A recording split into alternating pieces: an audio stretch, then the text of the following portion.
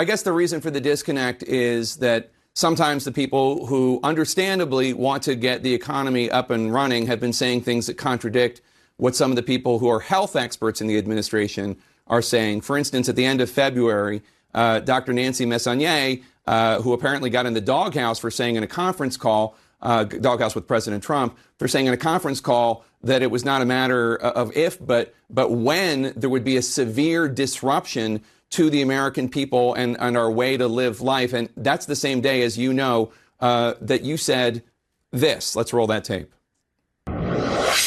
We have contained this, I won't say airtight, but pretty close to airtight. We've done a good job in the United States. So I guess the question is there a disconnect between what people such as you who want things to be better than they are so as to help the economy are saying and what people in the health field are saying?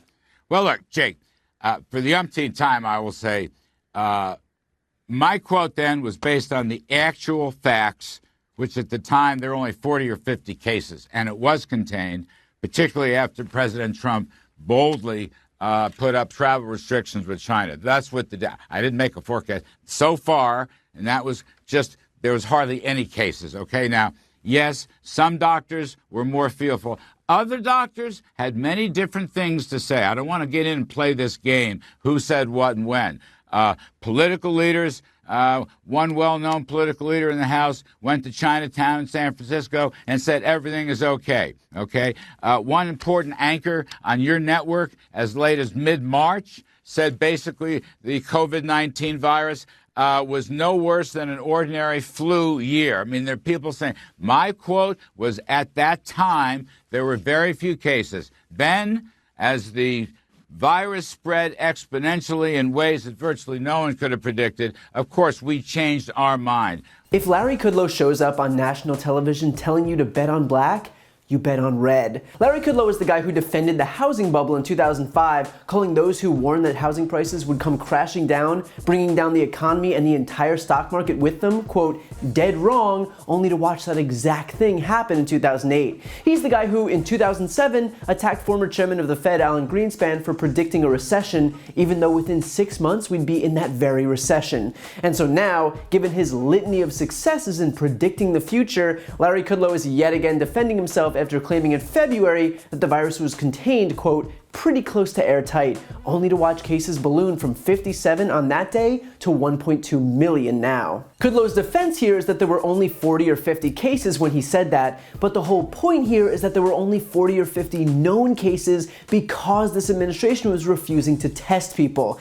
In other words, Kudlow is using erroneous statistics that his administration was responsible for making erroneous. The issue for months has been that the administration has dropped the ball with regard to testing, and that is an issue that continues to this very day. Kudlow goes on to dig in his heels that it was contained, but I'm going to go out on a limb and say that if it was contained, it would have been contained. Instead, it continued to spread exponentially. So I'm not sure what Larry Kudlow thinks the definition of contained is, but at no point in the outbreak did the number of cases ever go down or even stay constant. They only went up. And they went up exponentially. So unless Kudlow thinks that the numbers on Monday were contained until the numbers on Tuesday came in, nothing about what he's saying makes any sense. Kudlow even pretends that no one predicted the virus would spread exponentially, except every epidemiologist did predict that the virus would spread exponentially because almost all respiratory viruses spread exponentially. That is how they spread. So not only is he misstating the positions of epidemiologists, he's also misstating science as a whole. And of course, rather than acknowledge his glaring and frankly dangerous inability to take responsibility for his misinformation,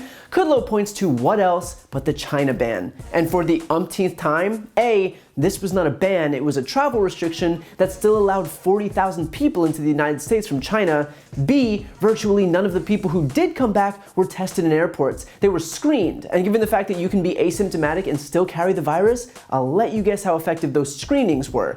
And C, it clearly didn't work. We have the most cases and the most deaths of any country in the world. It's like bragging about how well your sprinkler system worked while standing next to a building that burned to the ground. So Trump and his surrogates can pretend that this China ban was some brilliant life-saving measure, but reality tells a vastly different story. Here's the thing, forget Larry Kudlow's revisionist history. It's not that this administration had to change course when better information came out, it's that this administration never accepted factual information because it was politically inconvenient. They opted to pretend that the virus wasn't serious because they wanted to defer to the stock market instead, and Trump was worried more cases would make him look bad. He literally refused to let a cruise ship with sick Americans aboard dock for that very reason, and then admitted it. I would rather, because I like the numbers being where they are.